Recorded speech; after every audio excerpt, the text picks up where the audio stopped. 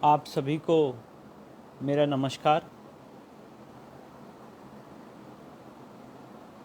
धर्म संस्थापना के देवता भगवान श्री कृष्ण के चरणों में मेरा नमन। आज मुझे ये अवसर मिला है कि मैं माननीय पुष्पेन कुलश्रेष्ठ जी के पेज पे आके अपनी बात रखूं और उन्होंने मुझे ये अवसर प्रदान किया है कि मैं आप सबसे इंटरैक्ट कर सकूं और श्री कृष्ण जन्मभूमि का इतिहास और उसका जो मुकदमा मैंने दायर किया है वो आपके सामने रख सकूं। मैं उसके लिए उनका बहुत बहुत आभार व्यक्त करता हूं और अपनी बात को शुरू करने से पहले भगवान श्री कृष्ण के चरणों में नमन करता हूं, धर्म संस्थापना के देवता के चरणों में नमन करता हूं कि जिन्होंने मुझे शक्ति दी कि ये मैं केस मथुरा की सिविल अदालत में दायर कर पाया। अब मथुरा जन्मभूमि का जो इतिहास है वो बहुत ही रक्त रंजित इतिहास है और वो इतिहास इतना रक्त रंजित है कि उसको जितना शब्दों में बयान किया जाए वो उतना ही कम है।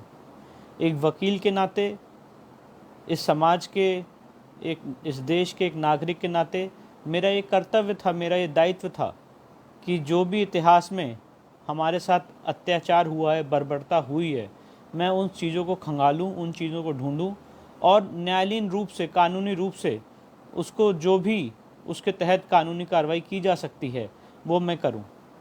मेरे पिता माननीय श्री हरिशंकर जैन जी, जिन्होंने 40 साल राम जन्मभूमि केस की लड़ाई लड़ी, उन्होंने इस केस की ड्राफ्टिंग स्टार्ट की और हमारी पूरी टीम ने इस केस की रिसर्च वर्क की। पिछले 1 साल से काम चलता रहा। जो रिसर्च वर्क और ड्राफ्टिंग थी वो उसमें हम लोग जुड़े रहे और सारे तथ्यों को खंगालने के बाद, सारे इतिहासों को खंगालने के बाद जो गूढ़ बात निकल के आई वो आज मैं आपके सामने रखना चाहता हूँ। सबसे पहले कृष्ण जन्मभूमि 1618 से पहले बहुत बार आक्रांताओं ने तोड़ा है, डिमोलिश किया है। इसका हमें इतिहास में वर्णन मिलता है, जिक्र मिलता है। पर जो लास्ट कृष्ण जन्मभूमि को बनाया गया वो 1618 में राजा वीर सिंह बुंदेला ने 33 लाख रुपए की कॉस्ट से बनवाया कृष्ण जन्मभूमि। ये ऐतिहासिक प्रमाण है, ये ऐतिहासिक प्रूफ है। इसके बाद जो नेक्स्ट सबसे इम्पॉर्टेंट डेट है वो है 1670 की, जब औरंगज़ेब हमारे देश में आया था।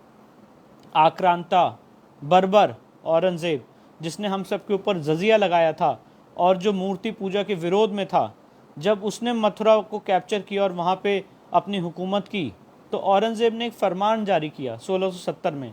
और वो फरमान मैंने अपने इस सूट की कॉपी में, इस प्लेंट में लगाया है और अगर आप सब चाहेंगे तो मैं उससे माननीय पुष्पेंद्र कुलश्रेष्ठ जी से उसको साझा भी करूँगा और वो सब आपके सामने रखेंगे। पैरा 17, 18 और 19 में मैंने अपनी सूट की कॉपी में वो फरमान लगाया है, जो फरमान स्पष्ट रूप से कहता है कि जाओ, मथुरा की जो मंदिर है और काशी की जो मंदिर है उसको तोड़ दो। और मथुरा की मंदिर के लिए ये आदेश दिया गया कि मथुरा की मंदिर में जो मूर्तियां हैं जो राजा वीर सिंह बुंदेला ने बनवाई थी, जैसा कि मैंने आपको बताया 1618 में, वो ले जाके आगरा के जहनारा मस्जिद में रख दो, सीढ़ियों के नीचे, क्योंकि जब वो नमाज़ पढ़ने जाएं तो उसको कुचलते हुए जाएं।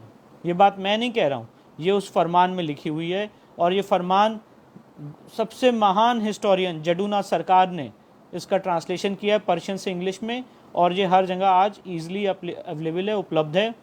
बीकानेर की म्यूज़ियम में भी ओरिजिनल फरमान रखा हुआ है। इसके बाद सबसे इम्पॉर्टेंट डेट आती है 5/4/1770 की। 5/4/1770 वो डेट है जब 100 साल बाद, जब ये फरमान जारी हुआ था और वहाँ पे मंदिर तोड़ी गई थी, उसके 100 साल बाद मराठा वहाँ पे आए। मराठा ने उस जगह को पुनर्जीता और वहाँ पे जो सो कॉल्ड मस्जिद थी उसको डिमोलिश कर दिया, उसको तोड़ दिया और इसे बोलते हैं battle of Govardhan. Battle of Govardhan में मराठाओं ने जीत हासिल की और आगरा और मथुरा को नजूल लैंड, मतलब सरकारी या सॉवरेन की, जो उस समय के सॉवरेन मराठा थे, उनकी संपत्ति घोषित कर दिया और पूरी प्रॉपर्टी अपने कब्जे में ले ली और मुसलमानों को वहाँ से खदेड़ के भगा दिया। ये बात मैं नहीं कह रहा हूँ, ये हिस्टोरिकल और लीगल रिकॉर्ड्स हैं जो मैं आपके सामने रख रहा हूँ। इसके बाद नेक्स्ट सबसे इम्पॉर्टेंट डेट है 1803 की, जब ब्रिटिशर्स, अंग्रेज़ हिंदुस्तान आए थे।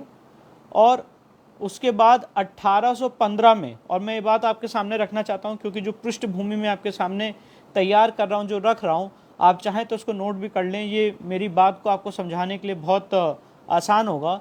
1815 में राजा पट्नीमल जो बनारस के थे, उन्होंने ये संपत्ति ब्रिटिश सरकार से पब्लिक ऑक्शन में खरीद ली। 13.37 एकड़ लैंड जो कटरा केशव देव कहलाता है या कृष्ण जन्मभूमि, 13.37 एकड़ ऑफ लैंड राजा पट्नीमल ने ब्रिटिश सरकार से 1815 में खरीद ली। इसके बाद हिंदू मुस्लिम्स के बीच में काफ़ी लिटिगेशन हुए। मैं उस डिटेल्स में नहीं जाना चाहता हूं क्योंकि वो कॉम्प्लिकेटेड इशू है, पर एक आपको ऊपर से समझाने के लिए मैं ये बता सकता हूं, उन सारे लिटिगेशंस में, हर एक केस में जो हिंदू और मुस्लिम्स के बीच में हुआ, उसमें हमने विजय हासिल की और उसमें सारी अदालतों ने यही कहा कि ये राजा पट्नीमल की संपत्ति, उन्होंने इसको खरीदा है पब्लिक ऑक्शन में, इसलिए 13.37 एकड़्स ऑफ लैंड में किसी का कोई हक नहीं है। इसके बाद नेक्स्ट सबसे इंपॉर्टेंट डेट आती है जब राजा पट्नीमल ने संपत्ति खरीद ली। आप चाहें तो नोट कर लें, 8 फरवरी 1944 नेक्स्ट इंपॉर्टेंट डेट है। 1815 के बाद 8 फरवरी 1944। 8 फरवरी 1944 को राजा पट्नीमल के जो पौत्र थे, जो उनके वंशज थे, उन्होंने संपत्ति बेच दी 13,400 रुपये में और ये सेल डीड की गई पंडित मदन मोहन मालवीय के नाम पे 8 फरवरी 1944 को, और ये सेल डीड की गई 13.37 एकड़ लैंड की, और ये कहा गया कि आप इसके ऊपर ट्रस्ट बनाएं और इसके बाद भव्य मंदिर का निर्माण करें और जो भी आपको फर्दर कंस्ट्रक्शन करना है वो किया जाए। इसके बाद नेक्स्ट सबसे इंपॉर्टेंट डेट आती है। इन द मीन टाइम माननीय पंडित मदन मोहन मालवीय जी का निधन हो गया। इसके बाद 21 फरवरी 1951 को श्री कृष्ण जन्मभूमि ट्रस्ट का निर्माण हुआ। पंडित मदन मोहन मालवीय जी के सपनों को पूरा करने के लिए सेठ जुगल किशोर बिरला ने इस ट्रस्ट का निर्माण किया। 21 फरवरी 1951 को श्री कृष्ण जन्मभूमि ट्रस्ट का निर्माण हुआ और ये सारी संपत्ति 13.37 एकड़्स लैंड ट्रस्ट में वेस्ट कर गई, और जो सेल डीड हुई थी पंडित मदन मोहन मालवीय जी की, वो सारी संपत्ति ट्रस्ट में जाके वेस्ट कर गई। अब जैसे कि हिंदुओं का इतिहास रहा है, हम सबका इतिहास रहा है कि हमको हमारों ने ही मारा है, और पुष्पेन कुलशेष जी हमेशा ये बात अपने भाषणों में कहते रहते हैं कि हम तो अपनों से ही मारे गए हैं।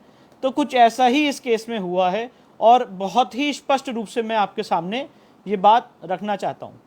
जैसे कि अभी मैंने आपको बताया कि पूरी संपत्ति ट्रस्ट की हो गई। पंडित मदन मोहन मालवीय जी को सपना को पूरा करने के लिए जुगल किशोर बिरला जी ने जो श्री कृष्ण जन्मभूमि ट्रस्ट बनाया था, उसमें 13.37 एकड़ लैंड आ गई और ट्रस्ट में विराजमान हो गई। उसके बाद नेक्स्ट सबसे महत्वपूर्ण डेट है 12 अक्टूबर 1968। 12 अक्टूबर 1968 को एक मुकदमा दायर हुआ था, एक मुकदमा दायर किया था, और आप चाहें तो उसको नोट कर लें। श्री कृष्ण जन्मस्थान सेवा संघ, श्री कृष्ण जन्मस्थान सेवा संघ ने एक मुकदमा दायर किया ईदगाह मस्जिद के खिलाफ, और ये कहा कि ये इंक्रोचमेंट कर रहे हैं, ये हमारी ज़मीन में घुस आ रहे हैं, इसलिए इनको रोक दिया जाए, इनको मना कर दिया जाए। और 12 अक्टूबर 1968 को इस केस में कॉम्प्रोमाइज़ हो गया। और कॉम्प्रोमाइज़ क्या हुआ? कॉम्प्रोमाइज़ ये हुआ कि जहाँ तक आप घुस आए हैं बहुत अच्छी बात है, आप घुसे रहें, हमें कोई दिक्कत नहीं है, जितनी ज़मीन आपने हमारी हड़पनी थी हड़प ली, हमें कोई दिक्कत नहीं है, हम जितने एरिया में इस समय मौजूद है हमें वहीं पे रहने दिया जाए। और सबसे महत्वपूर्ण बात यह है कि ये कॉम्प्रोमाइज़ किसने किया? श्री कृष्ण जन्मस्थान सेवा संघ ने किया।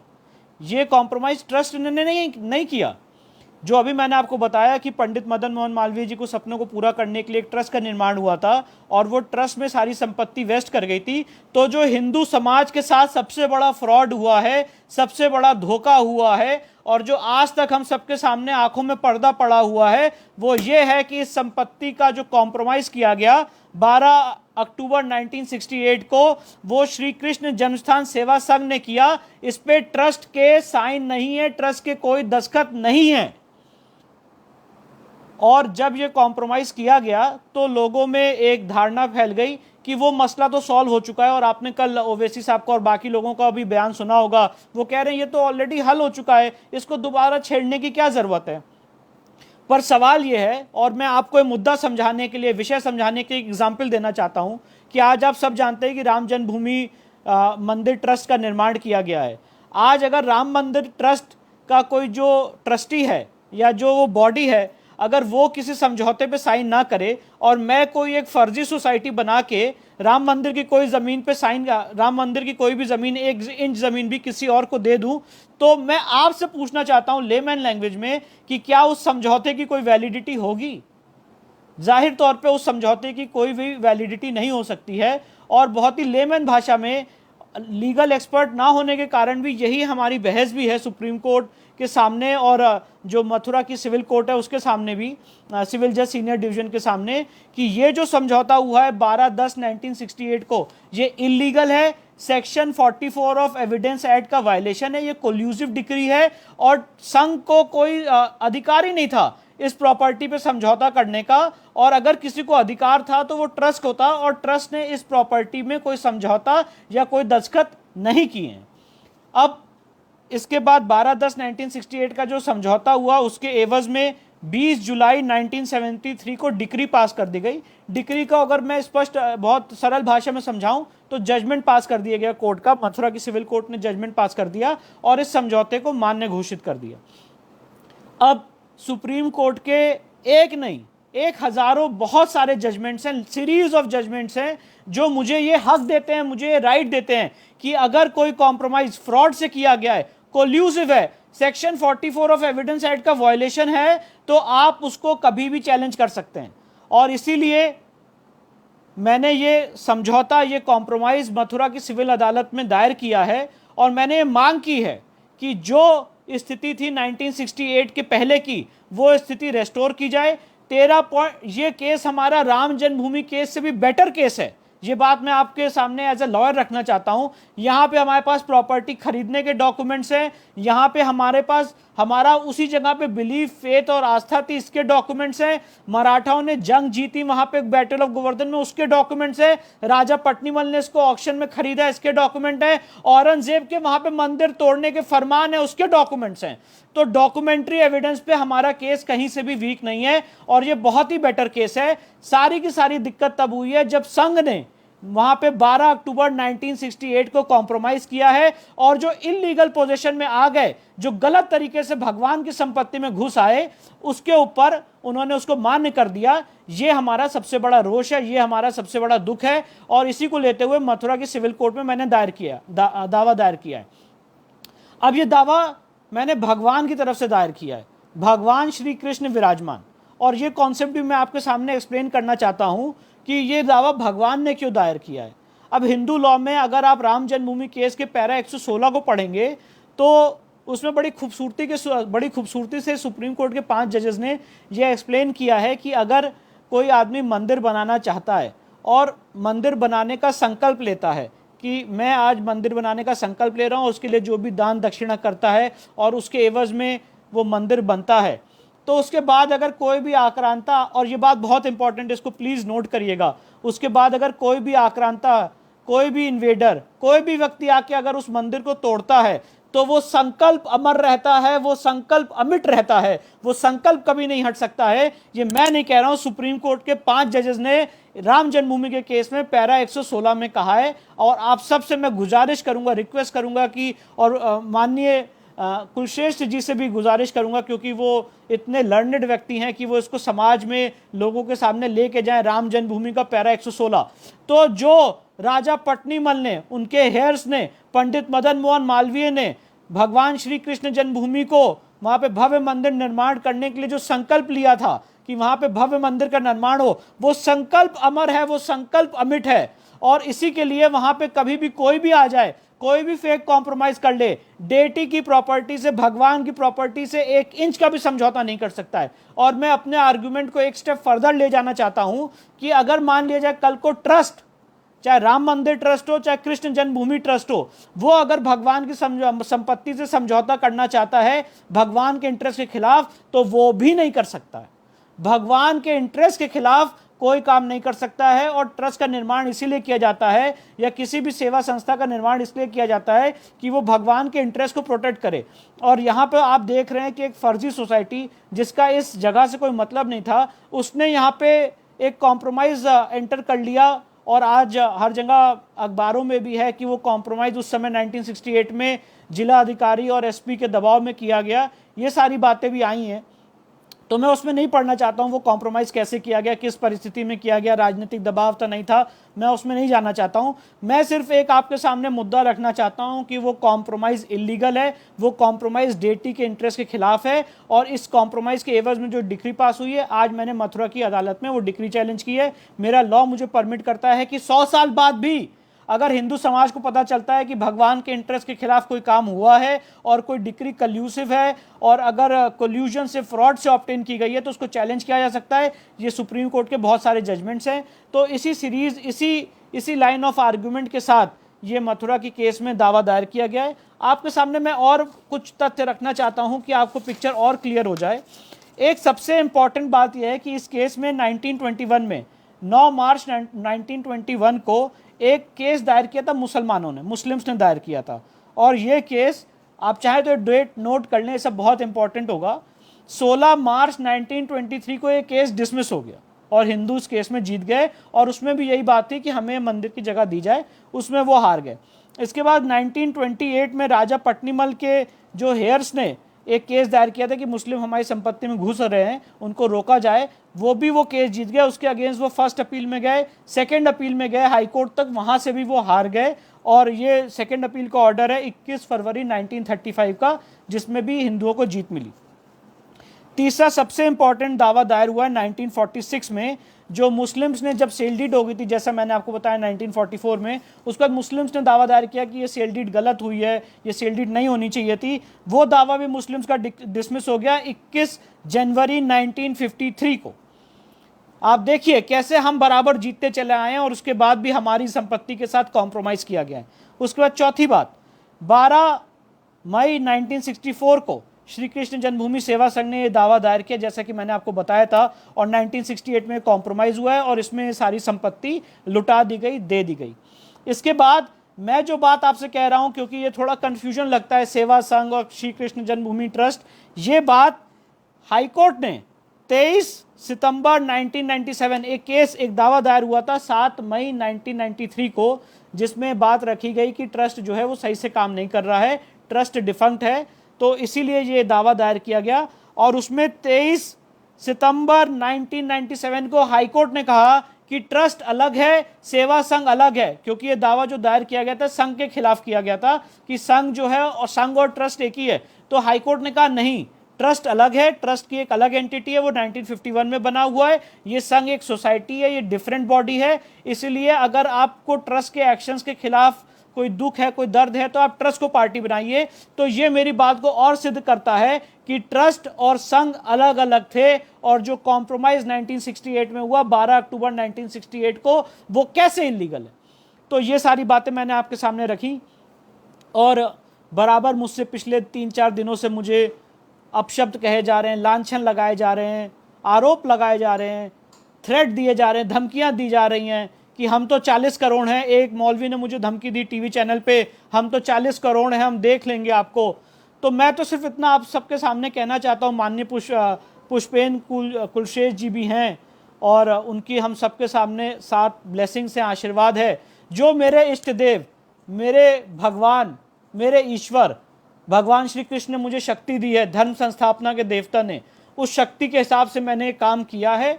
कोई बायोडेटा तैयार करने के लिए, कोई पॉलिटिकल माइलेज लेने के लिए, कहीं जाके अपनी रिक्वेस्ट, अपनी अर्जी लगाने के लिए नहीं किया है। अपने ईश्वर के लिए, अपने ईश्वर के इष्ट देव के सम्मान के लिए ये काम किया है। और मेरा नाम है विष्णु शंकर जैन, और जैन का मतलब होता है जिनेंद्रिय, जिसको अपनी इंद्रियों पे वश हो।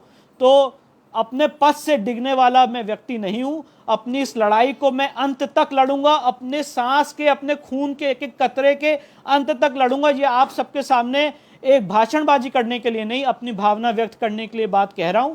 और एक सवाल रोज पूछे जाते हैं कि अरे आपने दावा दायर कर दिया, आपने प्लेसेस ऑफ वर्शिप एक्ट देखा 1991 का, प्लेसेस ऑफ वर्शिप एक्ट 1991 है, उसके तहत तो आप ये दावा दायर ही नहीं कर सकते थे। अब मुझे समझ में नहीं आता है कि मैं इसको कैसे समझाऊं लोगों को कि प्लेसेस ऑफ वर्शिप एक्ट लोग अधूरा पढ़ते हैं।